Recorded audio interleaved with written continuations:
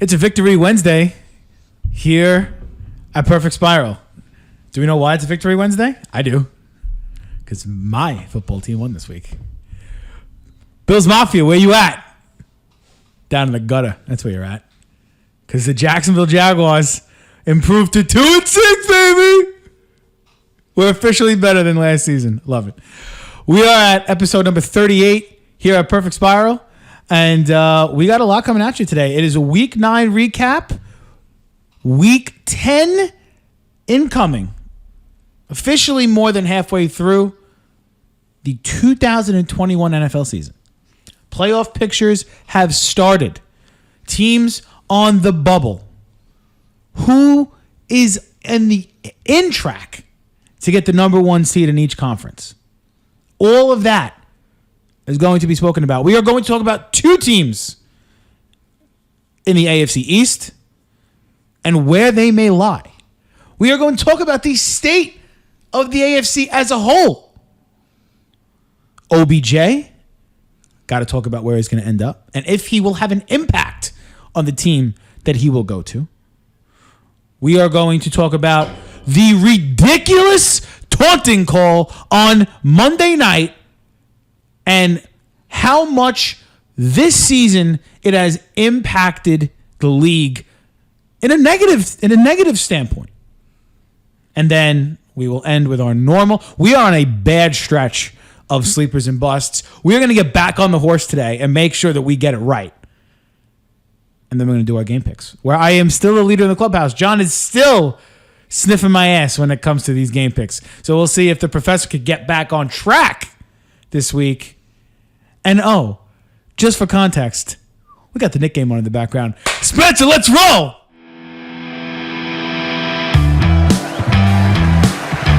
You play to win the game. Touchdown! Can't wait. All right, John.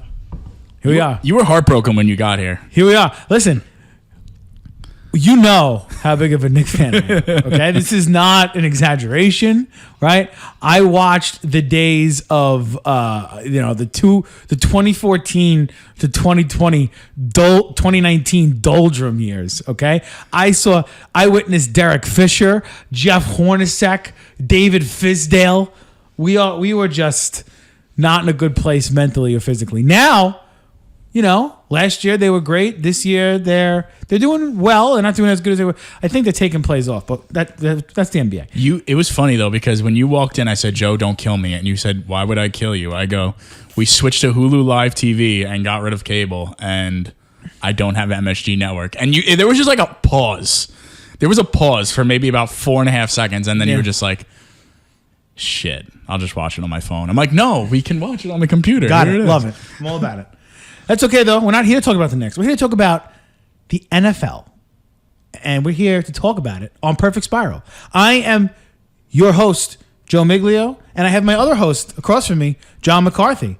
John, how are you doing, sir? How is your life going? We got a candle lit in here. We do. Very intimate. We have a very intimate podcast today. Love it. Candles lit. I had a chicken parm, angel hair pasta. Like it. And 2 spicy chicken sandwiches from Taco Bell. Sounds like a great night to me. Fantastic night. I'm on a horrible fantasy losing streak. I don't know what to do. I'm panicking. But I'm doing terrible. I mean, I can tell you, I'm not actually doing terrible. My fantasy season has been good. I have 3 teams. I am 6-3 on 2 of those teams, and I am 5-4. So I have a winning record in all 3 leagues I am in so far. So I would like to almost crown myself this year as the superior fantasy player. But we'll see where we are at year's end. That's fine. We'll see what happens at the end of the year. Maybe you'll be the professor next year. We'll see. I don't know if I like that mantra now because maybe it doesn't work for people who call the professor. But everybody, thank you for listening. Thank you for joining. As we say every week, and I will say to again, if it's nauseating, I apologize, but it's part of the program. If you have not already, please follow, subscribe, download, rate, and review our podcast wherever you are listening. whether it's Apple or Google or Spotify or Pandora or Deezer or Stitcher or anywhere you get your podcast, make sure you are leaving a review, you are following us, you are subscribing us. This way you are notified when our new episodes come out. That is very important. We want you to keep on listening. We are 12 episodes away from episode 50, and we are going to have some fun stuff in store for episode 50. It's going to be a big production, but that's a ways away. It's 3 months away. 3 months away. 3 months away. For today, John, we are going to open up with something I can't believe we're going to talk about, and something that I don't want to talk about, but we have to talk about it. Monday night, the Bears visited the Pittsburgh Steelers. It was a good game. The Bears were kind of like trudging along. The Steelers couldn't put them away. And in the fourth quarter, the Bears woke up and they made it a game, right? And if football fans alike have known or know what I'm going to say, but I'm going to say it anyway. Cassius Marsh on a third down play sacked Ben Roethlisberger when it was, I believe it was a 1-point game. Or I forget what it was. I forget what it was. Yeah, it was a 1-point game. And yeah, because they won by 2 on the right. total. Yeah. It was a 1-point game, and he makes a big sack, and he does his celebration, right? And he looks at the Steelers sideline, like he just flexes, like, okay. He does it from midfield, John. He doesn't run to the Steelers sideline and do it in like Mike Tomlin's face. Yeah. He legitimately looks from midfield at the sideline, flexes, turns around, goes back to run to his sideline after making a big play, gets checked by the ref, and then the ref throws a flag for taunting on Cassius Marsh. I couldn't believe what I was watching. It has gotten out of hand. It has ruined football games. It genuinely took the joy out of that game. There was 6.5 minutes left in that game it took the joy out of that football game. Just to put into context before I get your thoughts on it, there have been 30 taunting penalties this season alone, which is more than the past 2 seasons combined, which is 20. It was 20 taunting penalties over the course of the 2 seasons prior to this one. Mm-hmm. And through 9 weeks of the NFL year, which is half of the year, we've had 30. So we are on pace to have 60 taunting penalties this year. That's ridiculous. And I could genuinely say 20 of those penalties, 25 of those penalties were not warranted. I mean, what are we doing here? What is happening? Why? And then the NFL came out and defended it and said he made the call because he was posturing the wrong way. I mean, are we kidding? You know what the problem is? The problem with these calls, Joe, is that, first of all, I'll say this about the taunting penalties. I don't agree with them. I think they're all stupid. They're horrible. I think it's dumb. Listen, the league, when they go to the drawing board on this stuff, it doesn't make sense to me, right? When they go and they look and they do their year review and they have the meetings and stuff with the referees and rule changes, I can understand helmet to helmet hits. Fine, I get that because that's dangerous. What danger is a taunting penalty? Like, what does taunting do? I feel like, if anything, it's just part of the game. If you're like literally on top of a guy, then that's different. Of course. But if you're just looking at the sideline a certain way, but you know what's the issue with these penalties? You know where I take a major issue with this? They're swinging games. Yeah. These penalties are swinging games. And honestly, it looks a little shady. What Tony Correnti did, wasn't that Tony Correnti? Yeah. The hip check and the flag, you can't defend. There's footage of that. You can't defend it. Right? And I watched the video so many times before we did this show. I don't care what you tell me. That wasn't incidental contact. It wasn't. No. He legitimately moved back. And then here's the best part of it. he could have, and I don't know if anyone said this, he could have thrown that flag at any point during the aftermath of that play.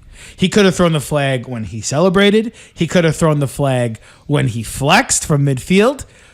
He waited until the contact was made between him and Marsh. He then looks over at Marsh and then throws the flag in the air like he's hitting a 3 in a big moment of a game. And he holds it. I'm like, really, dude? Are we serious? This ain't about you. Nobody gives a shit if you're reffing the game or not. Sorry. Nobody cares.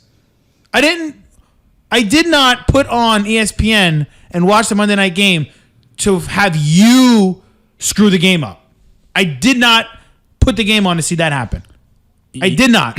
It wasn't right. And the officiating this year as a whole, I mean, it's just been terrible. It's the worst officiated league in all of sports. Could say the NBA was bad and it still is bad, but they've gotten rid of the landing zone one, all the offensive calls, which has made the game better. 100% made the game better. Right? I could easily say if I had to rank the 4 major sports in best to worst officiated, it would be hockey, baseball, basketball, and the NFL. And the NFL is legitimately here compared to where the NBA. The NFL is horrible. They are offensive. Look at that. Remember, we didn't even get into it last week, and I completely forgot I wanted to talk about it. That helmet-to-helmet hit in the Bengals-Jets game. Yes. That swung the game. First of all, give it the first down. It essentially ended the game. It ended the game. The offensive player initiated the contact with his helmet. How are you going to call that on the defensive play? You can't. But this is what they've been doing all year. It's just been horribly officiated. It's terrible. And the NFL's making it worse because they keep defending it.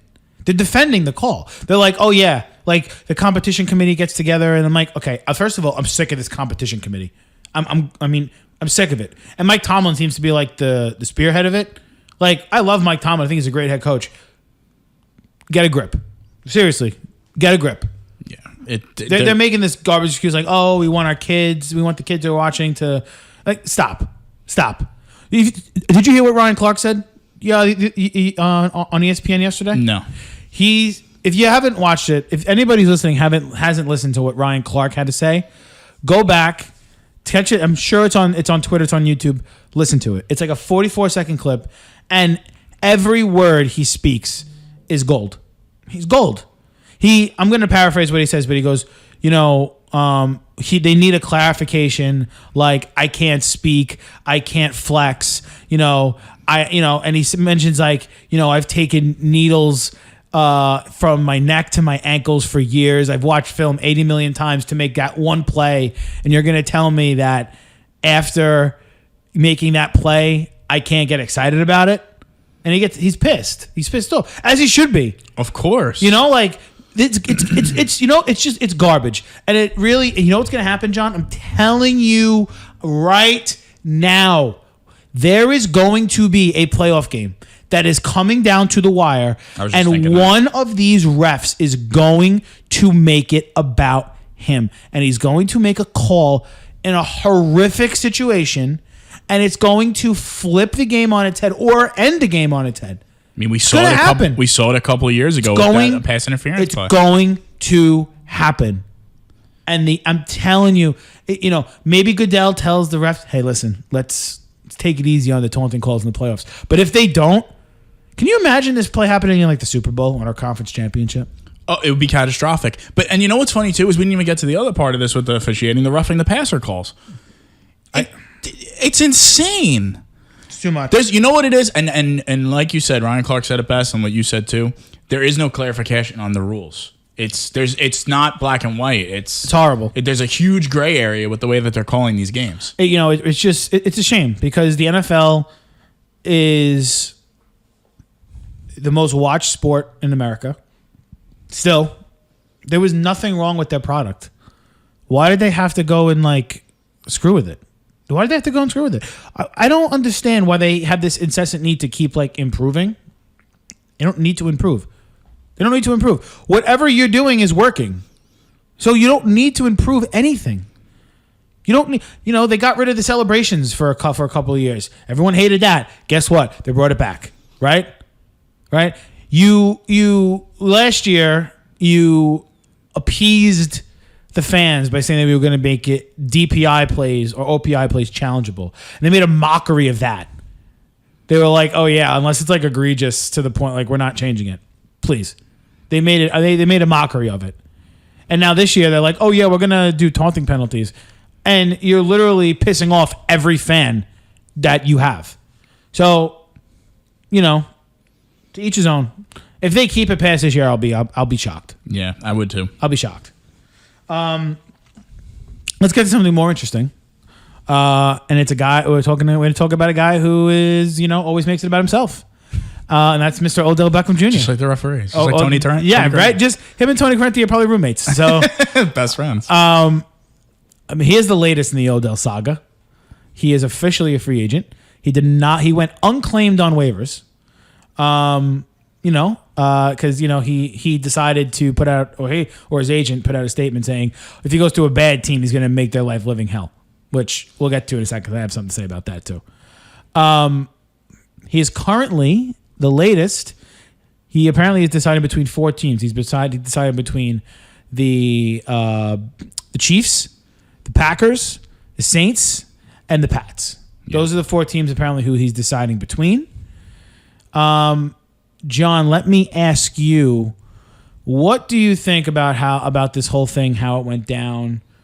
And I guess you could finish, where do you think he's going to end up? So the whole thing with him, his agent coming out and saying he was going to make a problem for basically a losing team that goes to claim him is absolutely ridiculous. Where do you get off? Yeah, like who does he think he is? You're not that good anymore. Like you're not. Just simply, he at best is like a wide receiver 2 or 3 on a team. He's not a number 1. So glad you said that. And what's funny is because that's good. That's going to tie in something I'm going to say. But go ahead, finish. So and what's funny is when you look at the 4 teams that he's deciding between, right? First of all, let me add this: any team that would have been like claiming him on waivers would have had to pick up the rest of his $7.25 million salary. So that was clearly a factor, right? And there was only a few teams that could have done that. Yeah. So and then now word is that Green Bay offered him the vet minimum so far. That's the one offer that he got. Really? Yes. But wait. So say I want to go through the 4 teams really quick with Sure. I'm going to do it very fast. Okay. Out of those 4 teams, 2 of them have a like 1A, 1B caliber quarterback. Right, the Chiefs and Yes. the Packers. You go to the Saints. Right, you're playing with Trevor Siemian or Taysom Hill. Taysom Hill, and chances are you're not going to really see the ball, right? Because the offense runs through the running backs. Correct. So, and Michael Thomas isn't there. Yeah, he's going to the same situation he would have gone if he in Cleveland. Exactly. Is he the wide receiver 1 on paper? Sure. But Right. what does that actually mean there? Fine. Right. Goes to Kansas City. You're immediately the wide receiver 3. Yeah. You're behind Kelsey. You're behind Hill. And honestly, they don't do 3s well there. It's a hodgepodge of players. You're going in and out. Taking the words out of my mouth. You were literally saying what I was going to say. Goes to New England. Right. Listen, I see what Bill is trying to do here. Bill thinks he's going to recreate 2007 Randy Moss. I'm telling you, that's what he thinks. Yeah, but Mac's not at that point yet. Exactly. Mac is a rookie quarterback. Do you really want to give your And he's rookie not really quarterback? a deep threat quarterback either. He's not. They don't push the ball downfield. No. It's the same offense they ran with Brady. Right. If you go and you look at that team, right, and you add Odell Beckham to that team, 2 things with the Patriots. 1, is he going to buy into Patriots culture? No. 2, you're going to really put that pressure on your young quarterback who's playing really, really, really well. Right. To be like, oh, no, we need to get the ball to Odell Beckham. Nah, they do a lot of intermediate stuff. The only person that they hit deep is Kendrick Bourne. Like, it's a conservative offense. Right. They really haven't used Nelson Aguilar that much this season, I feel No, like. barely. Yeah. And so the number 1 team, and I'll tie it to where I think he's going to go. You think he's going to be in Green Bay? I think he's going to be in Green Bay, and I'll tell you why. He would be the wide receiver 2 on that team, right? No, I think he'd be the 3rd option. Who's he? Who be the? I'm not talking Lazard about. Or? No, I'm not talking about wide receivers. Oh, you're talking Aaron Jones, right? I feel like the Packers' offense is okay. Let's get the ball to Devontae Adams, and if that option 2 is, or let's get the ball in Aaron Jones' hand either through, the short passing game or running the football. So he's the 3rd. He would be arguably the 3rd choice on that football team. Same as Kansas City. But you know what's funny is I think that with him in Green Bay, the only quarterback out of those 4 quarterbacks, and we've seen him do it this past week. Right. Aaron Rodgers will basically tell him, "Hey, dude, fuck off." So He's the most outspoken quarterback out of the 4. right. And he won't take shit from Odell. I hear you, but here's my thing about this. He's going to be a free agent after the season, right? Yes, he'll be a free agent. Okay. He's burned bridges in New York, and he's basically ruined his stint in Cleveland, who is a good football team, right? Giants weren't a good football team when he left, but Cleveland ended up being a good football team. If he can't play with Aaron Rodgers or Patrick Mahomes, right? Or Bill Belichick or Sean Payton, right? If he can't play with any of those guys, who is giving this man a multi-year contract? Who is giving this man a multi-year deal? Coming off of ankle surgery, ACL surgery, and now 2 shoulders. And like you said, is he really going to walk into Green Bay and tell Aaron Rodgers, "Hey, give me the football"? Aaron Rodgers will laugh in his face. He'll say, "Buddy, get in line." Get in line. If I find you. Yeah. Like, I'm finding Equimenius St. Brown and Alan Lazard on routes. Get in line, pal. Literally. Get in line. Mahomes can't find his way out of the pocket right now, let alone get the ball to Odell Beckham. Okay? Yeah. So you think that's his number one priority, is getting the ball to Beckham? No. His number one priority is, getting the ball into receivers' hands and making sure he's completing passes. All right? That's his number one priority. I mean, Bill is going to... I will say the thing about Bill is, people have gone to New England who have been problems and have gone to New England and miraculously been goody two-shoes when they get there, right? Yeah. So at least that's there. Randy. But again, I don't think he's going to go to New England. I think I'm not going to go back and rehash what I was going to say because you said everything I was going to say. I think he's going to go to Kansas City. Because I think they need each other a little bit. Mm-hmm. I kind of think they need each other a little bit. He still has his reputation in the league. He goes to Kansas City, and it takes pressure off of Mahomes, takes pressure off of Hill, takes pressure off of Kelsey, takes pressure off of Hilaire, who got designated to return off IR today. So these guys are coming back. Takes a little bit of pressure off of these guys. From a media standpoint. Right. Okay. And I think he does better when the quarterback's out of the pocket, because it's kind of like backyard football a little bit. And that's when you get receivers in space. And I think that's where he's at his best. That's where I think he's at his best. So I think he's going to end up in Kansas City, especially like you said, if Green Bay offered him the vet minimum, he's not going to go for that. So the other place that the team said they wanted him was Seattle. I loved Seattle. And he apparently, that's not on his final list of teams. I don't know why. I mean, again, he would be the number 3 or maybe even the number 4 option in Seattle. Yeah. Because Carson's coming back, Lockett, Metcalf, Beckham. Right? Now, you put Beckham with Lockett and Metcalf, I mean, that's a pretty nice trio there, right? In theory, it's a pretty nice trio, right? Russ demands the same respect that Mahomes and Rodgers have. So, Russ, though, unlike the Patriots and the Saints situation, Russ likes to push the ball down the field, right? He's a fit there. Right, but Lockett is that guy. Yeah. Lockett's his down. And Lockett's he's having his a great year. Lockett's his deep threat. So maybe that's a reason why. Maybe there's too many cooks in the kitchen in Seattle, which is why he didn't want to go there. Well, and if that's really the case, like he wants to be the guy, then go to New Orleans and catch passes from Trevor Siemian and Taysom Hill. If winning is not important to you, go to New Orleans and catch. But if that's what the... Listen, I want to say this about him, too. I just thought of this, and this is a perfect point. Odell Beckham needs to give Antonio Brown a call and ask him how he fixed himself. He went to play with Tom Brady. Exactly. But at the same time, you look at Antonio Brown, he was more trouble than Odell Beckham is. Antonio Brown... Oh, remember when he was in Vegas or Oakland for that 2 months that he was there? It was insane. You never thought he was going to play football again. Now he's in Tampa Bay and... Keeps his mouth shut. Keeps his mouth shut. You could argue he might be the best receiver on that team. Oh, he probably is. And he's Pound for pound. Yeah, he's putting up crazy good numbers when healthy. Right. And he just kind of played in a Super Bowl, won a Super Bowl, just kept his mouth shut and won. Brady's like, see what happens when you play with me? Yeah, exactly. And then you look at, what's it called? You look at, like, did you see what Bruce Arians said? Because they were like, oh, you can go after OBJ? I did see what he said. He goes, we have AB, OBJ, too many letters. And there was rumors that he was going to go there. And it's like, why? He'd be the fifth option. Literally would be like the fifth option. It's crazy. He wouldn't even see the field. You just go to win? I mean, fine. The last thing I want to say about this is, and I told this to you the other day on the phone, he eerily reminds me of another player. Like, eerily reminds me of another player. It's like career trajectory. And this player, I think, has been overhyped pretty much his whole career. Because he's known for, like, just making a big play here and there. He's never really put together, like, great seasons. You know, he's had a couple of good years early in his career, much like Beckham did. Mm-hmm. And ever since he's gone to these places, he's had this, like, this notion that he's like a weapon.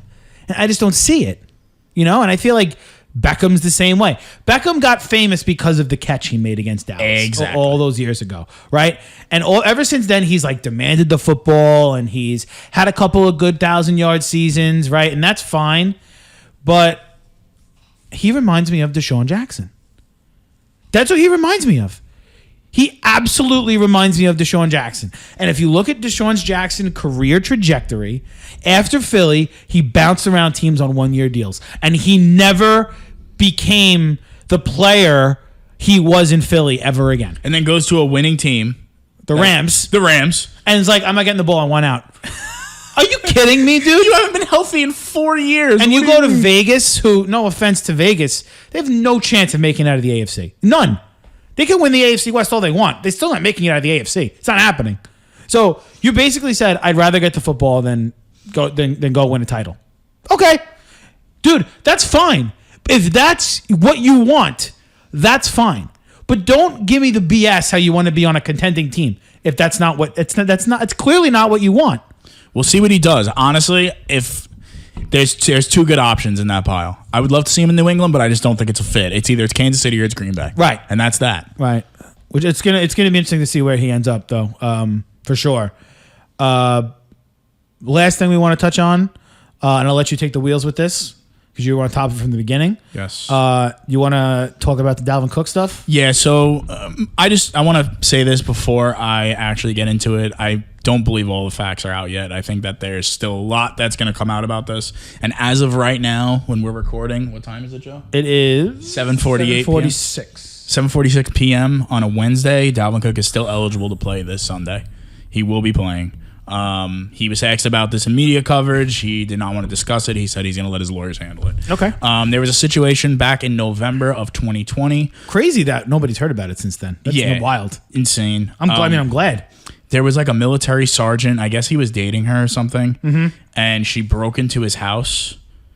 There was an altercation that occurred. She maced him and his friend and assaulted them and then tried to extort them after the fact. Now, the way all this information came out was very different than what usually happens. Dalvin Cook's agent wanted to get on top of this very early. Do we know who his agent is? I don't know who it is off the top of my head. I don't know who it is off the top of my head. It's not like one of the big guys. Okay.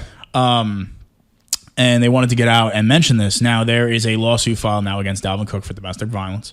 But he is basically countersuing, saying that he was the victim of domestic violence and extortion. So there's currently pending legal litigation. So if you are a Dalvin Cook fantasy owner or a Minnesota Vikings fan, keep an eye on it. Because the way that things go now, this can go either way. So, well, we're going to kind of just sit on that for a little bit. But that's basically all we got for segment one. When we get back, we are going to discuss the state of the AFC as a whole. But in particular, we're going to talk about the Bills' shocking loss to the Jacksonville Jaguars. And we are then also going to talk about the New England Patriots. And can they really win the AFC East? We'll be right back. Hey y'all, Spencer Blinn, the producer for Perfect Spiral Podcast, and you're listening to my band Hollow Choir's new song, What You Want. Available now on Spotify. What you want. All right, John, we're back here for segment number 2. And what we're going to do here is I want to talk about the Bills and the Patriots first. Yeah. And then what we're going to do is we're going to end by talking about the state of the AFC as a whole. And we're actually going to count down what we think at this very moment, today, November 10th. Yes, November 10th. At 8 o'clock at night, who are rank all the 11 teams in the AFC who have a winning record from 11-1 and see where we think they are. And if that is going to be accurate by the time that, we're at the playoff Super Bowl time, whatever the case is. It'd be fun to look back on. Before we do that, what we normally do, and we're going to do it today, let us go through quickly the results of Week 9. We are going to start in Monday night. Steelers beat the Bears 29-27. Titans surprisingly handle the Rams in LA on Sunday Night Football 28-16. The Chiefs win a defensive battle over the Green Bay Packers 13-7. The Cardinals behind Colt McCoy defeat the 49ers in Levi Stadium 31-17. Chargers escape by the Eagles in Philly 27-24. Ravens come back against the Minnesota Vikings 34-31 in overtime. Dolphins beat the Texans in the Toilet Bowl 17-9. The Browns stomp on the Bengals 41-16 in the first game post Odell Beckham era. The Broncos blitz the Cowboys in Dallas in probably the second most shocking upset of the weekend, 30-16. It wasn't even that close. No, it really wasn't. Falcons get by the Saints 27-25. Giants upset the Raiders 23-16. Colts run all over the Jets on Thursday night for 45-30. And the two games we're going to talk about, the Patriots stifling the Panthers 24-6 in Carolina. And where we're going to start, the Jacksonville Jaguars winning, and literally, and I mean this wholeheartedly, probably the biggest upset in their franchise history, beating the Buffalo Bills at home by a score of 9-6. So let's start there. Yeah, okay? you have the floor on this one. Let's start there. I'm going to have my moment for a couple of minutes here. And then we're going to talk about the Bills because I'm definitely concerned about the Buffalo Bills. But what a fabulous win, man. What a fabulous win. Hell of a game. I had a heart attack mid-game. Literally had a heart attack mid-game because Trevor went down. Oh, yeah. I forgot that. Because his left tackle decided to step on his Achilles. Literally, I'm watching the replay and I'm like, this guy just tore his Achilles. Like, he's out. Like, guy never gets hurt. Never got hurt once in college. And, and the Jaguar offensive line, who has played pretty well for the better part of 2021, honestly. They haven't really been that bad. You put the Gothels Bridge in your navigation? Yeah, literally. It was ready, right? Upper level. Checked how many yards it was from the bridge to the water. Would you die on impact? I was ready. I was ready to go. But, I mean, what a performance by the defense. Josh Allen. Unbelievable. Sack, interception, fumble recovery. They just made life miserable for that offense all day long. Shaq Griffin played really good D on Stephon Diggs. His stat line did not reflect how he was pretty much blanketed all game. The run game never got going. It was a great defensive effort. And yes, the offense did not score a touchdown. They got 3 field goals. But I will tell you this: the offense stayed on the field when they needed to stay on the field. They converted third downs when they needed to convert third downs. You know what I mean? Like, yeah. They never like lost the momentum of the game because of their poor play. They kept the clock moving. Right. The Bills have the number 1 ranked defense in all of football. Overall defense going to that game, they were 5th against the run, and the Jaguars didn't have James Robinson, and they were number 1 against the pass. Right. So, I wasn't expecting the Jaguars to literally my prediction was they were going to lose 54-13. That was literally my prediction going into the game. You were saying it all week. Yeah. They scored 9 points. I was pretty accurate with how many points they were going to score, right? But clearly I got the Bills part wrong. As a Jaguar fan, I would love for them to build on that performance this week against the Colts, which, for the past 3 or 4 years, if you're a Colts fan or a Jaguars fan, then those teams historically split those games year in and year out. I would love for the Jaguars to win that one game this week and maybe build on a couple of things because they play the Colts this week, then they play an underachieving 49er team next week. Not saying that they're going to win both games. I'm not getting into myself there. But losing football teams need to kind of have a moment, right? Where they say, where you look back and you say, okay, this is the week that we turned it around. I'm hoping this game is that week in the Urban Meyer era, who has been better ever since he shut his mouth. If anyone's been paying attention, Jaguars have been a much more competent franchise ever since Meyer, shut up and didn't do anything stupid. It was nice. It was nice to sit back, be in a competitive football game against a good football team. Very good football team. Who has a chance to not only go to the Super Bowl, but win the Super Bowl. And just completely outplay them for 60 minutes. It was nice to see. Clearly, they're getting better. They're much better than they were last year. You've said it plenty of times, and I agree with you. They're just not talented enough right now. They need more skilled players. They're not there yet, and that's okay. That's completely okay. But we're not here to talk about them. I just had my couple of minutes of fame, and that was fine. We're here to talk about the Buffalo Bills. And what I'm going to say is their lack of explosiveness from what they had last year to where they are right now. They're a 5-3 football team. Losing to that's been kind of paused. Frozen? Frozen. I was just looking at that and I was like, what's happening there?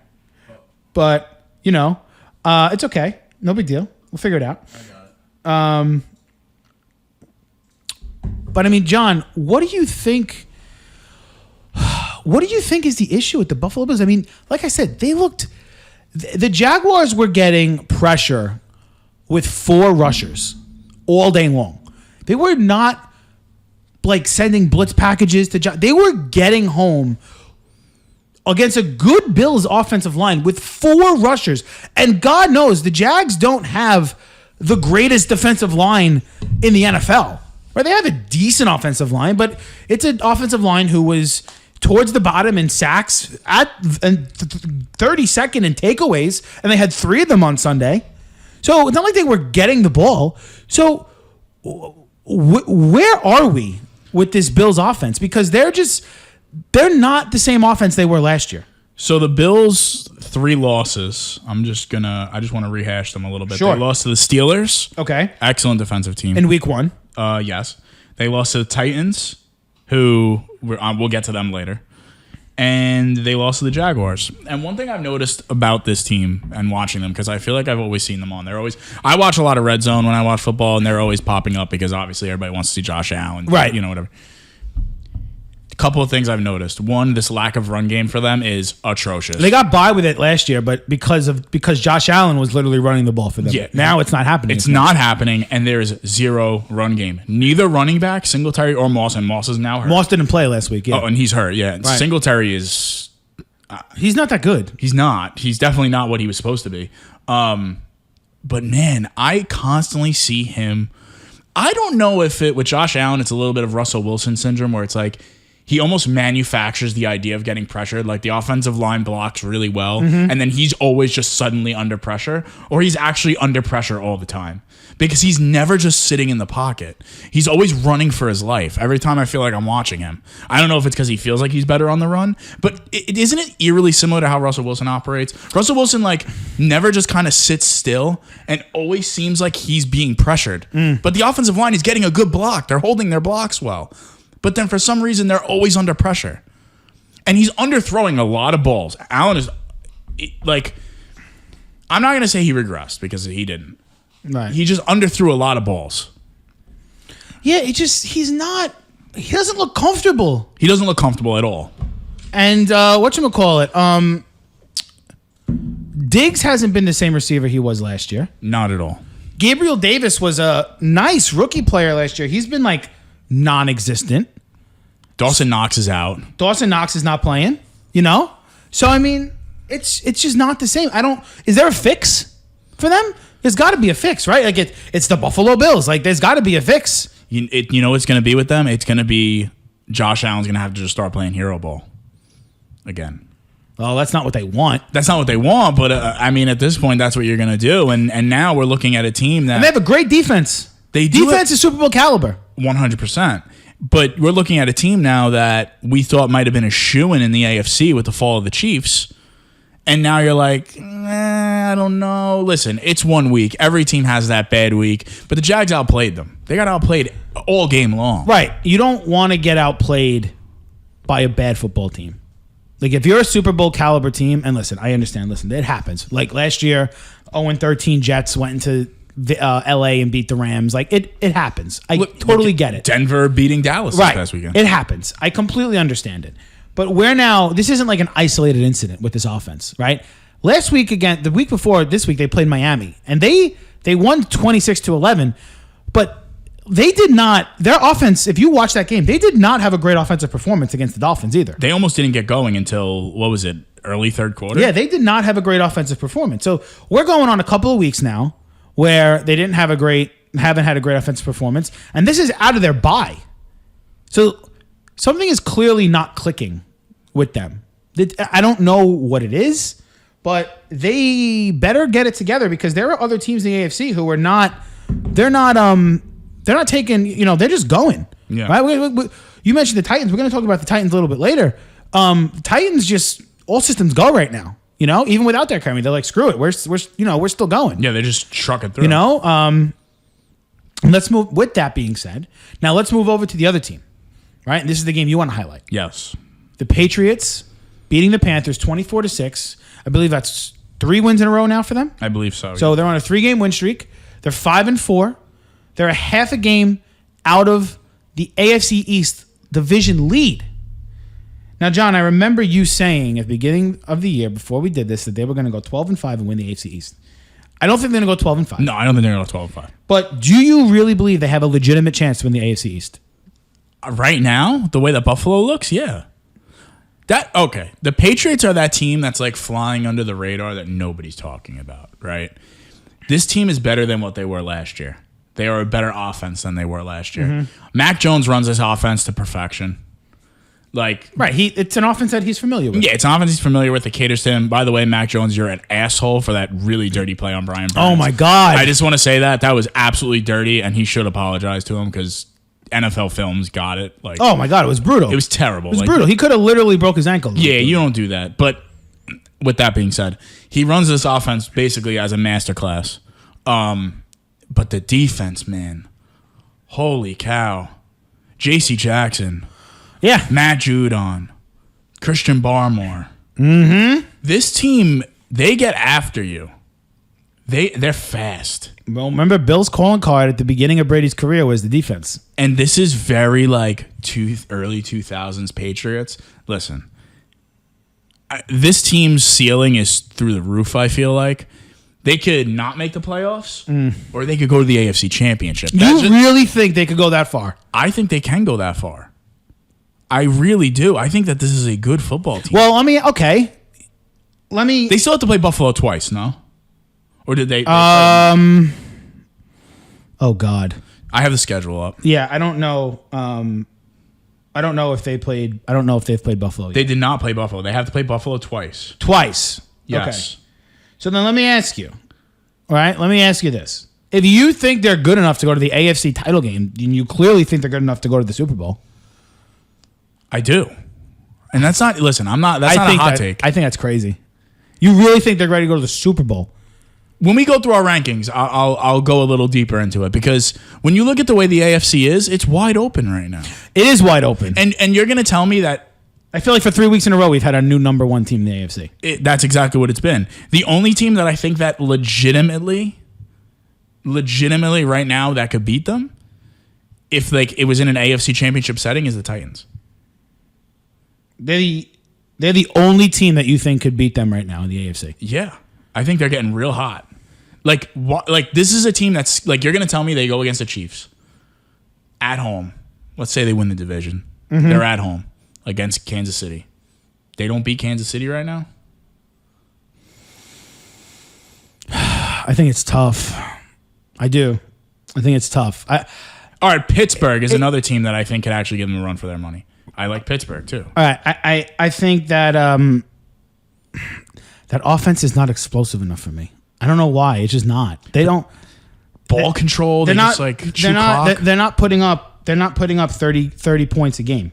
You know what I mean? The defense has just been holding though. Yes, but is it going to hold against those really good offenses?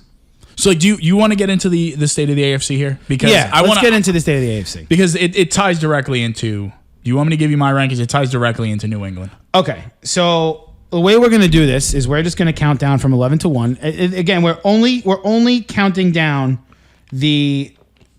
all the 11 teams that have a winning record in the AFC. So there were teams that were excluded. The Jets were excluded. The Dolphins were excluded. The Jaguars were excluded. The Colts were excluded. Is that it? Yeah. I think those are the only teams that were excluded. So I have my rankings. You have yours. Yes. I'm pretty sure. I don't think I need to look. Who is your number? Let's go down from 11 to 1. Right. Okay. I feel like we may have the same team for number 11. There was, by the way, really quick, there's another team I think that could beat the Patriots, and they're in my list. So okay, go on. My number 11 team is the Denver Broncos. That's mine as well. Okay. I just think they're a nice team. They're cute. If they're walking down the block, I'm not doing a double take. They're cute. 8 and 9. Right. Good way to put it. That's exactly what I think about Denver. Yeah. It's like, it's all right. Number 10 for me is the Vegas Raiders. Okay, I have the Cincinnati Bengals at number 10. Okay, I have the Bengals at 9. All right, close. Okay, you have the Raiders at 9? I have the Raiders at 9. Okay, so we flip-flop there. Yeah. So I have the Raiders at 10. Again, nice team. I don't think they're going anywhere fast. Bengals, hot start. They're clearly like a year away, I think, from being super competitive. The Raiders just have had too much happen this year. I told you the Raiders. I still think there's a chance they finish under 500. I think so, yeah, after everything that happened. Number 8, I have the Cleveland Browns at number 8. I have Kansas City at number 8. Okay, I have Kansas City at number 7. I have Cleveland Browns at number 7. Okay. The reason I have the Chiefs at number 7 over number 8 is because of Patrick Mahomes. That's fair. That's it. That's literally the reason I have the Chiefs. Oh, I think they're similar in terms of where they are right now as football teams. They're both 5 and 4. Push comes to shove in a close game, give me Mahomes over Mayfield. That's literally what it comes down to. The Browns defense is getting good though, man. They're getting good. Listen, the Chiefs defense over the past 2 weeks has played a lot better. They have. I can't deny that. I cannot deny They've given that up 17 points to the Giants on Monday night. They gave up 7 points. Granted, it was Jordan Love, but they still gave up. They still had Aaron Jones. They still had Devontae Adams. They still, so they only gave up 7 points to the Packers. So, and they're getting takeaways now. They haven't gotten takeaways. They've gotten like 4 takeaways in the past 2 weeks. So they look better. So they're definitely playing better. Okay. And I don't think that Melvin Ingram played last week either, right? No, I don't. So yeah, he's going to make his debut for them next week. Number 6 is where I have New England. I have the Okay, who's your number 6? Just tell me. LA Chargers at number 6. Interesting. Okay. Why do you have the Chargers at 6? After these last 2 games, I feel some type of way about them. Really? Even though they won in Philly this week? That Not an easy place to play, though. No, but that game shouldn't have been that close. The defense is just, Asante Samuel Jr. is coming back. But that defense, man, they're just... Listen, they're going to go as far... They're a little shoddy. They're going to go as far as their offense takes them. Yeah. They're going to go as far as their offense takes them. Herbert's been a little... It's been a little sus. Feast or famine a little bit the last couple weeks. Number 5, I have the Buffalo Bills at number 5. I have the Pittsburgh Steelers at number 5. Do you? Yeah. Interesting. I do. Okay. I should have them higher, but I have the Pittsburgh Steelers. So I have the Steelers at 4.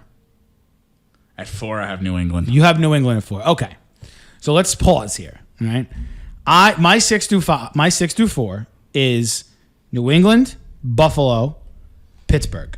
Your 6 through 4 is, repeat it again for me. Chargers, Steelers, Patriots. Okay, so why do you have the Pats over Pittsburgh? That would be my first question. Because I think Pittsburgh's been better as a whole this year than New England has, personally. If Ben Roethlisberger wasn't the quarterback of the Pittsburgh Steelers, I'd have them way higher. I trust Mac Jones more than Ben Roethlisberger. I think that's saying something. I think the Steelers may have the best defense in the league. It's scary. It's definitely scary. They're up there. They're another team that's flying under the radar. Right. Nobody's talking about them. Well, even us at the beginning of the year, we said I thought they were going to finish at 7-10. I had them 6-11. It seems like they may be a little bit better than that, and so solely because of their defense, I think. Yeah. Claypool is clearly taking a step back on offense, and he's hurt now. Juju's out for the season. Their offense is running through Najee Harris, like clearly. Who's an absolute stud. He's a freak.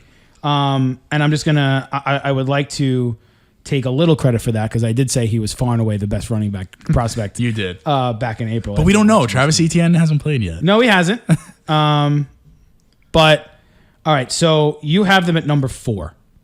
Steelers? The Patriots. I have it number 4. You have it number 4, which means you clearly that would put them. You think then at that point they're at divisional round exit. That's where you're thinking they are right now, as it currently stands. As it currently stands, yes. Divisional round exit. That's what. Listen, their ceiling's high, but this is where I have them at right now. Okay. My number 3, which you haven't named yet. Well, you say you already named them, right? Is my number 3 is LA Chargers. That's my number 3. Okay. I think they have at this point, I think I'm going with talent, right? I think talent-wise, they are most likely the number 3 team, talent-wise, maybe even number 2 team in the AFC. They have an excellent quarterback. They have a fantastic running back. They have 2 very good wide receivers. They have a great offensive line. They have probably already a top 5 left tackle in Slater. And their defense is very good. They have a good defensive line. They have a great secondary. They have good linebackers. They're just good all around. But don't you think that this team's a little bit of a feast or famine? I do, and I don't think I could easily see that. If there was one team that I was going to pick that was going to be upset in the first round of the playoffs, it would be the Chargers because I don't think they're there yet. Yeah, but I think they're still a very good football team. I agree. It's too much inconsistency the last couple I'm going to assume you have the Bills at number 3. I do have the Bills at number 3. Okay. So why do you have the Bills? Based on what we just talked about, why do you have the Bills ahead of the Patriots? Because I have the Bills ahead of the Patriots too. By a spot, like you do. But mine's just a little below. I feel like you almost have to take them for what you think they're going to be. Right? Like, you would have to think that this gets turned around at some point, right? Well, that's what we were saying about the Chiefs a month ago. Yeah, but this is where we're at now with Buffalo, where it's like, all right, this is where it's starting to happen. All right, little 6-point game against the Jaguars. If they go out next week and they put up 40, right? If they beat down the Jets this week, then I think we're like, okay, maybe it's just a blip on the radar. Yeah, maybe it's just a blip. Maybe it's just a bad day. Maybe Josh Allen was not feeling good, right? You go against the Jets and the Jets play you close. All right, now we're in panic mode, and you win like 17-13 or something like that. We're in panic mode now. But I'm taking them at 3 because I still think after everything they could be right one of the best teams in the AFC. I'm not saying they are. I'm saying they could be. I think the Patriots could be one of the best teams in the AFC. The Steelers could be one of the best teams in the AFC. I think that those are the teams right there. Like that's the and then the last 2 we're gonna get to. So it's clear to me that the 2 of us do have the same 2 teams. I'm curious to see because I did not know your rankings. No, you did not. So obviously, if you've been listening, it's the Titans and the Ravens, who I think are granted right now, pound for pound, easily the best 2 teams in the AFC. I don't think it's close. The Titans have, played the most difficult schedule to date, and they have the easiest schedule remaining out of all the teams that we're talking about right now. Okay? Mm-hmm. So before I give you my rankings, I am going to tell you that I do think at the end of the year, the Titans will have the number 1 team in the AFC. That is my prediction. I agree with you. I could see the Titans very easily going 14-3, 13-4. The beginning of the year I had them at 12-5, but they beat a couple of teams that I didn't think they were going to beat. So I have them. It pains me to say that because I hate them. Yeah. But I do think they are going to be the number 1 team in the AFC. That being said, they're number 2 for They're me. number 2 for me as well. They are. Yeah. So we agree. We agree. So we have the Ravens at number 1 and we have the Titans at number 2. Can I say something about the Titans really quick? Sure, because I'm going to talk about the Ravens and why I think they're number 1. You know what's interesting about the Titans? Talk to me. They're doing this very different this year. Tannehill's numbers have completely regressed.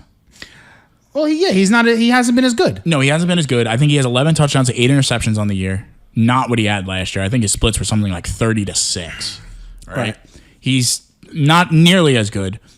They're missing a lot of players on defense. Yeah, but Byard's been excellent. Byard's been fantastic, which I'm shocked. He's like that, Defensive Player of the Year candidate good this year. Yeah, like I'm surprised nobody, like we just didn't know Kevin Byard was a fantastic safety. I mean, he's been doing this for years now. Yeah. But you know who's my MVP of this team? You know who's my MVP of the Tennessee Titans? And Joe, I think you know what I'm going to say. Mike Vrabel? It's Mike Vrabel. Hey! Mike Vrabel is a unbelievable coach.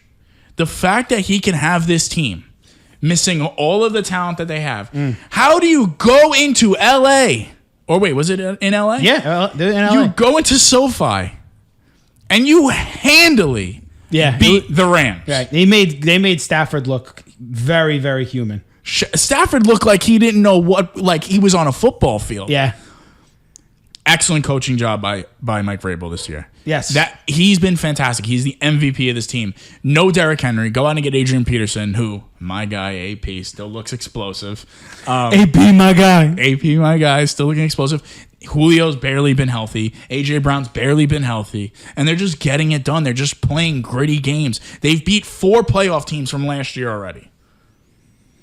Yes, 4. I know. This team is the real deal.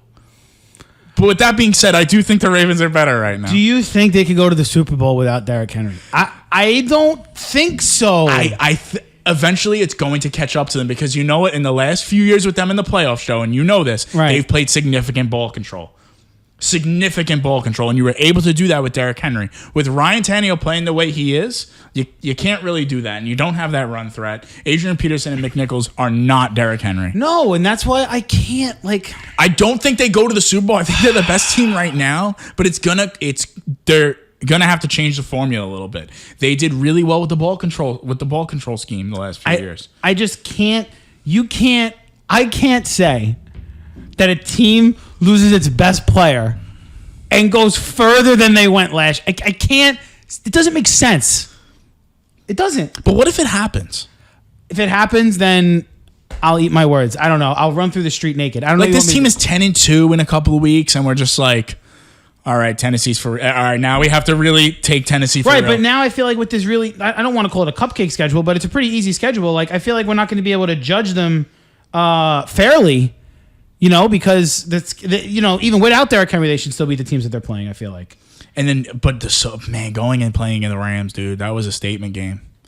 That was big. That was a statement game, and it wasn't like the Rams were even in that game at all. It was big. It was big. Now let's finish by talking about. Let's finish by talking about the number 1 team who we have, who is the Baltimore Ravens. At the beginning of the season, we both said that the Ravens, we didn't know what kind of team they were. We didn't know what identity they had. Lamar Jackson has taken a major step for them this year. And one thing I said to you yesterday when we were talking about this and prepping for today's episode was one thing to me that stands out, especially now, more than last year, they actually have a competent receiving core this year. Rashad Bateman, Marquise Brown, Hollywood Brown's been much better this year. Mark Andrews, top 3 tight ends in football, right? Lamar's been throwing the ball more. Devin Duvernay just happens to make some big catches over time. The offense is better. It's better. It got better, right? They have probably been them and the Titans have been the most consistent team in the NFL. I think Baltimore has played more close games, and I think they've played a little bit more risky football, meaning they could have been on the losing end of some of the games that they've played, but they weren't. And take this past week, for example, and I'm sorry to bring up open up some old wounds here. But the Vikings had a 14-point lead in the fourth quarter in that game. Yep. Right? And Baltimore erased it like it was nothing. I think back to the game on Monday night against the Colts where they were down by like 25 points. And they erased it in a quarter and a half. Like it was no big deal. Right? It just feels like this team could flip a switch whenever they want to, and they just immediately become the best team on the field. Don't know why. Can't put my finger on it, but they just do. And talking about coaches, I mean, Harbaugh is a mainstay in that team. His players love him. Yeah. They're always going to play hard for a guy like that. If you were to ask me today, who's going to represent the AFC in the Super Bowl, I'm going to say the Baltimore Ravens. If you're asking me right now today, that would be my prediction. You know what's crazy about this team? We glossed over them like a couple weeks ago, and I was telling you that I felt like Lamar Jackson took that step, right? Like Giannis took that step against the Suns in the finals. Right. Giannis, Jesus Christ. Lamar has taken that step. A couple years ago, they're down 2 touchdowns. It's game over. He gets too frustrated. He tries to do too much, and they lose. Now, he is laser focused. He has an intermediate passing game. He's going through progressions. He's not looking to just run. Right. I think that's big for him. I do. I think that's big. Because he can trust his receivers. Exactly. And then you know what? You running the football actually becomes a weapon. Because it's like if you're going through your progressions, everything's covered, I'm taking off for 25. Or the next play, you know what I'm going to do? I'm going to run an option. And he's so much faster than all the other guys, too. Exactly. And like, you know what, dude? He took that next level, man. He's MVP level again. People are just not... Listen, Lamar's had his problems. We've seen it in the playoffs. Time and time again, they played that crazy zone. He didn't know what to do with it. Right. Now, he's picking people apart. This is that level of Lamar that gets scary. The one thing I will say, and the one thing I've noticed, is because he's throwing the ball more, he's actually turning it over a little bit more, if that makes sense. Well, yes. And that, like I've seen his interception numbers grow a little bit this year. Listen, I'm fine with that. I'm a big proponent. You're okay with that? I'm okay with that. I'm of the no risk it, no biscuit mentality, right? When it comes to quarterbacks. No risk it, no biscuit. Exactly. Love that. That's some Bruce Arians stuff for you. Literally, right? Yes. That's where I get it. That's where I got it from. That's what I was thinking. Like with Kirk Cousins, right? Kirk Cousins threw for 187 yards last week, 2 touchdowns, right? Too conservative. 187? Only 187. Too conservative. And they put up 31 points. Put up 31 points. Wow. But they did have a kickoff return touchdown. Yes. Too conservative, right? Mm-hmm. I'd almost rather Kirk throw it 50 times, throw 2 picks. At least you're throwing the football. Lamar doesn't back down.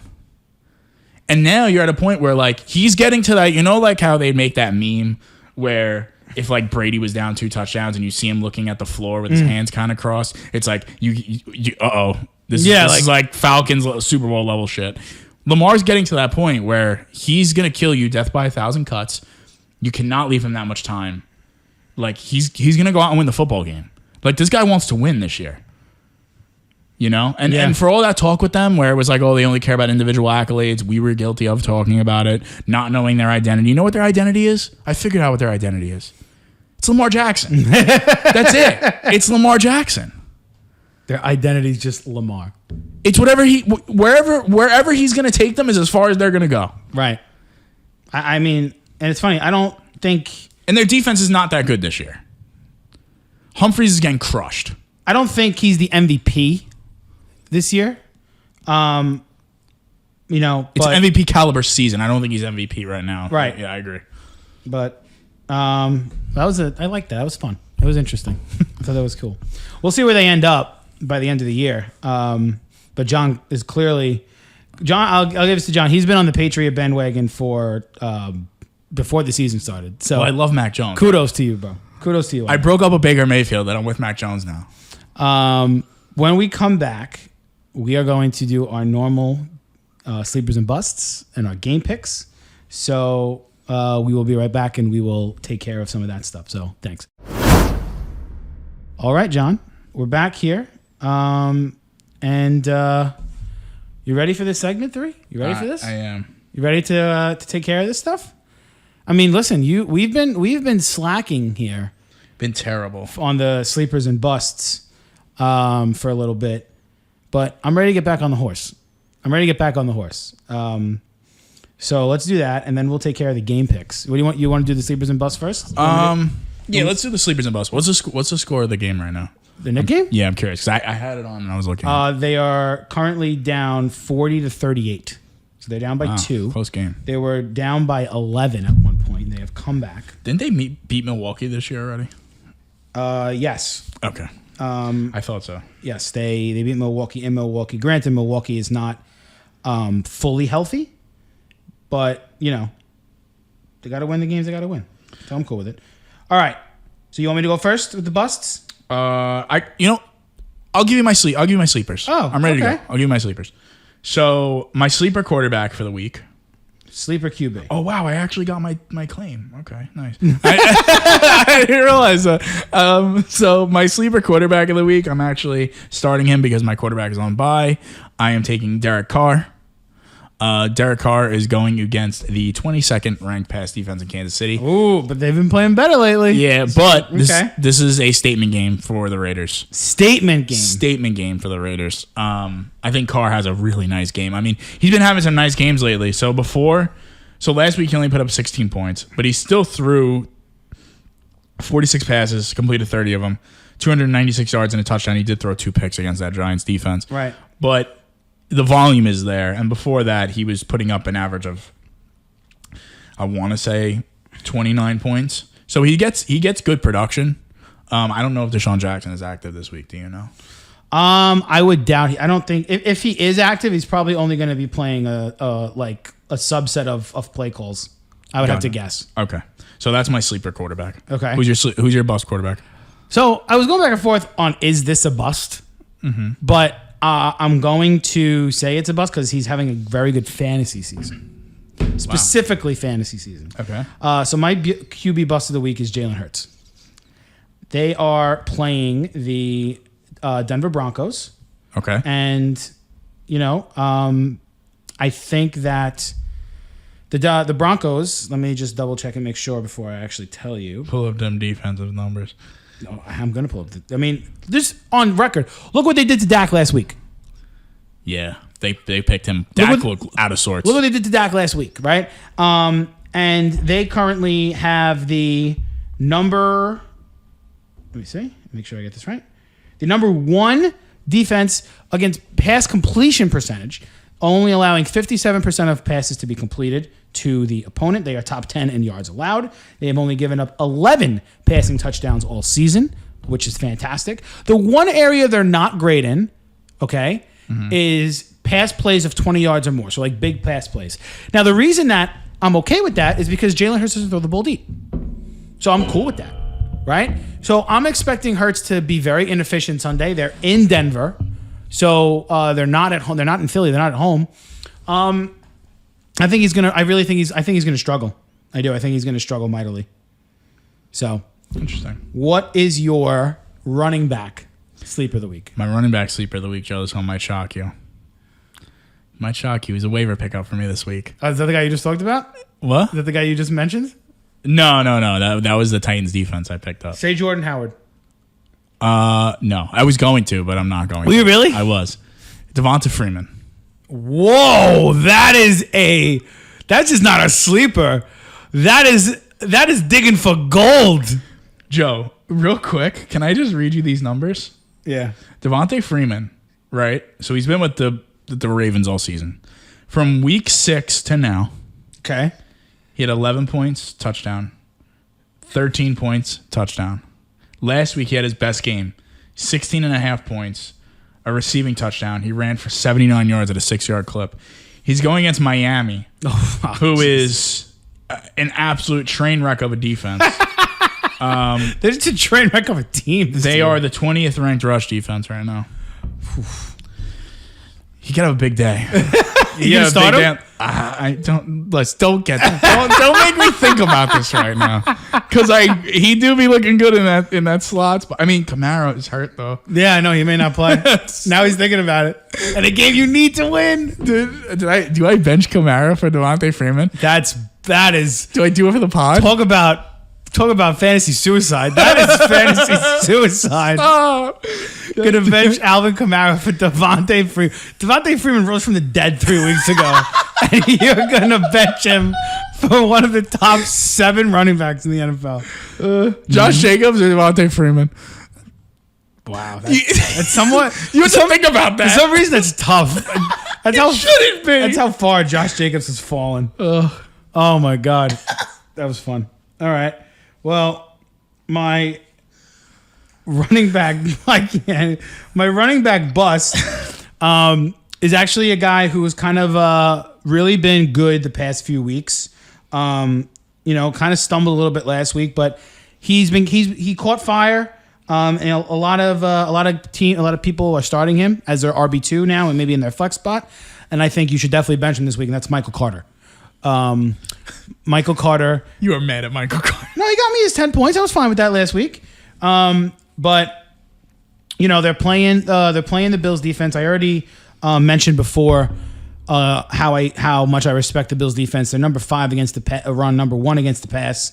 And if Mike White is going against number 1 pass defense, I don't think Carter's going to do great. The one thing about Carter that I'll say is he's been getting a lot of his fantasy points, in the pass game.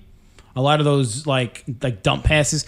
I'll call them those Austin Eckler catches, where they kind of just float him out a little bit and they just give him the ball and he runs for 10 to 12 yards.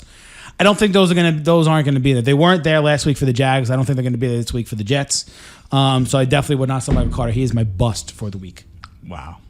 So I'm going deep sleeper again. I'm going deep wide receiver. Wow, you're going super deep. Okay. All right, he's not that deep of a sleeper. All right, who's your wide receiver sleeper? Man, is this? Should we just change our name to the Baltimore Ravens pod? Oh my God! Tell me you're going are you going Devin Duvernay right now? I'm going Rashad Bateman as my as a wide sleeper. receiver Okay, I could. Okay. He's not like a surefire starter in leagues. That's fine. I'm cool with that. So Rashad Bateman's playing about 65% of snaps. So when he's playing 65% of snaps, he's seeing volume.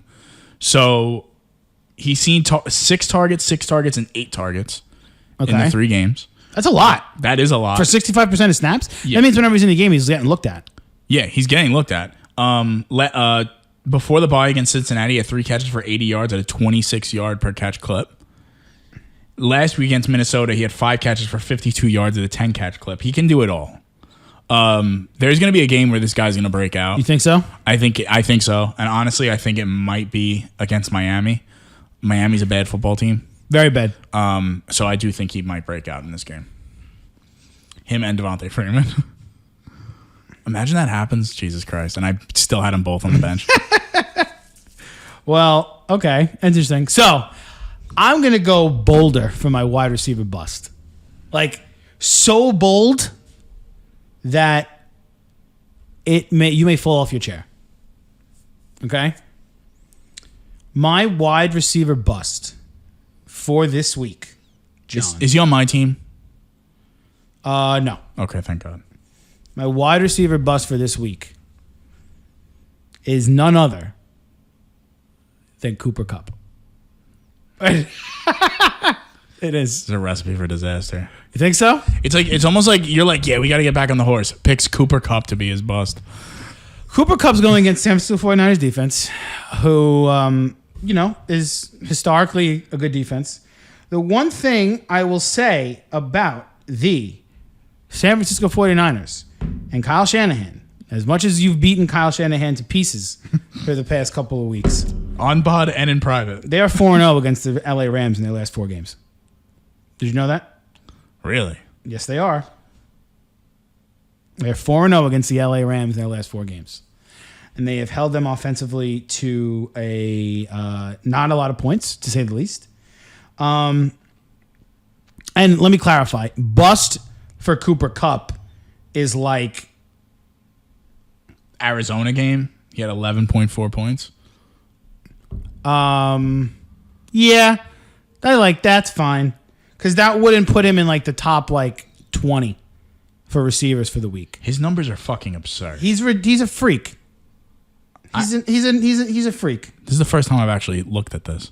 Yeah, he's not somebody that I think, he's gonna get 2,000 yards receiving. I think. I really do. It's not normal. Is it game picks time? It is game picks time. Oh God. This is like this part of the pod where I just like grimace because I'm terrible at this. Which, by the way, should we announce that New York got sports gambling? It's not official yet, is it? It is. Really? FanDuel, DraftKings, and BetMGM were granted the licenses to start, but it won't be live until right before the Super Bowl. Of course it will. Of course it won't. I'm gonna be broke. I'm gonna have no self-control betting 14-leg parlays every single night of the week. Who is your sleeper quarterback? My sleeper quarterback was Derek Carr. Derek Carr. Devontae Freeman. Yeah. Rashad Bateman. Yes. All right, so let's do the game picks. Anyone, if you're listening for the first time, the rules are very simple. We pick 5 games against the spread, and one of the picks must be a upset special. For the season, I am 24-21. John is 21-24. So I have a 3-game lead with 7 weeks to go. Anything can happen. Anybody's ball game. So John, give me your 5. All right. So my 5. Now, this I should. When I wasn't prepared for these, I did way better than when I actually prepared for them. So Okay. I'm doing them on the fly. So first one I'm gonna take is I'm taking that Baltimore -7.5. Okay. That is why is the over under only 46.5? Because they don't trust the Dolphins to score more than 10 points. Yeah, that's true. Okay. That's why. So I'm going to take that. I am going to take the Patriots -1.5 at home. I stayed so far away from that game. I don't know who's going to win that game. I think New England's going to actually win, honestly. This would tie into Browns looked great last week. They did, but man, going into New England, it's a tough game. All right, riding the train. I like Chubb might not play. it. Really? He's on COVID protocol. I didn't know that. Yeah, he's in COVID protocol. He might not play. He's vaccinated though. He needs two negative tests. Okay. Which is probably why the line is Right. what it is. God damn it! Am I going to do this again? You think of the Lions? No, I can't. I'm done taking the Lions. Joseph. Talk to me. Joseph. I'm going to take the Jets +13. Whoa! Doesn't trust the Buffalo Bills. All right. +13. I really hope nobody's listened to our gambling. Is that your That's my upset special, yeah. You think they're gonna win? I don't think they're going to win, but I don't think Buffalo's going to cover. Okay. That's 3, right? I need 2 more. I am taking the Seahawks +3.5 in Green Bay. Okay. Russell Wilson is back. Did you see that he made like a whole ass hype video? So dumb. So dumb. It's like, oh my God, Russell Wilson's back. And he did it to the Succession theme song on HBO, which is a phenomenal show. I watch it. But like, bro, you came back from a finger injury. Relax. Yeah, it's a little. It's not like you tore your ACL and you're making your return. Like you stop. And then I'm gonna do it. Boy, I'm gonna do it. He's taking the Vikings. No. I am going to take. The Jags. God damn it. He didn't say no. No, I'm not taking the Jags. Okay. Wait, what's their line? They're +10.5 against the Colts. All right, fuck it. Jaguars 10.5 against the Colts. Jeez, that wasn't what I was gonna do. But What were you gonna do? I was gonna either take the Rams or I was gonna take the Raiders. Wow. Interesting. Let's take the Jags +10.5. Love it. So John's picks: Ravens -7.5, Pats -1.5, Jets +13, Seahawks +3.5, Jaguars +10.5. I have 2 of the same picks as you do. Okay. I am taking the Ravens -7.5 as well. Yes. And I am also taking the Seahawks +3.5 in my upset special. I think they're going to outright win and beat the Packers. I do too. Yeah. My other games, I am taking the Titans -3 against the Saints in New Orleans all day long. Give me that Nice pick. all day. I am taking the Tampa Bay Bucks -9.5 in Washington. Like taking candy from a baby. You know Godwin might not play, right? I'll play wide receiver. That's fine. That's true. The football team is awful. The Jalen Darden coming out party. They are the Jalen Darden coming out party. Where's Scotty Miller? And then I'm going to take the Chargers -3.5 against the Vikings. at home. Vikings are notorious for playing close games, so I don't think the Chargers winning by 4 is out of the realm of possibility. Are the Vikings the new Chargers? Vikings need to blow it up, man. Yeah, they really do. They need to just blow it up. They're just, It's over, man. it is over. I'm gonna put you to shame right now. Fun while it lasts. Your team has one more win than mine does. Think about that for a minute. Yeah, and we have like double the payroll. Yeah, and double the talent. Yeah. Yeah. But that is that for us. This was a fun episode number 38, completely in the books. We have a couple of I don't know, John, are we going to do like an episode like the week of Thanksgiving? Because I feel like if we do it on Wednesday, Thursday, it's going to kind of be kind of tough. But we figure it out. But we got a couple more episodes till Thanksgiving. We will do a little Thanksgiving special. Are we going to eat Thanksgiving, like a mock Thanksgiving dinner? Maybe we can. Maybe we'll wear pilgrim outfits and we'll go crazy. I'm going to get a turkey hat. I hate turkey, but okay. No one. Really? Why don't you like turkey? It's too dry for me. You're eating wrong turkey then. Not to insult whoever's making your turkey, but it's just. I mean, it's gravy. I just don't like turkey. I like the skin of the turkey. I just don't like the actual meat. I eat everything other than the turkey. So you're like a ham guy. Yeah, huge ham guy. Huge ham guy. Big ham guy. Big on the ham. Big on the pig. Pig spank. All right, whatever. So that is it for us. Make sure to join us next week. Make sure to follow us on TikTok and Twitter and Facebook and everywhere you get us. John is on Twitter every Sunday getting his games with Maddie, the dog. So make sure you hit that up. And guys, don't forget to hit us up on Twitter. We are very engaging on Twitter. I love to hear all the feedback. At PSP Pod. Boom. John, anything else for the folks? No, I think that's it, man. All right. You stay classy. That's Ron Burgundy right there. But I had no idea. Listen, have fun this week, everybody. Be safe, and we'll talk to you next week. Have a good one.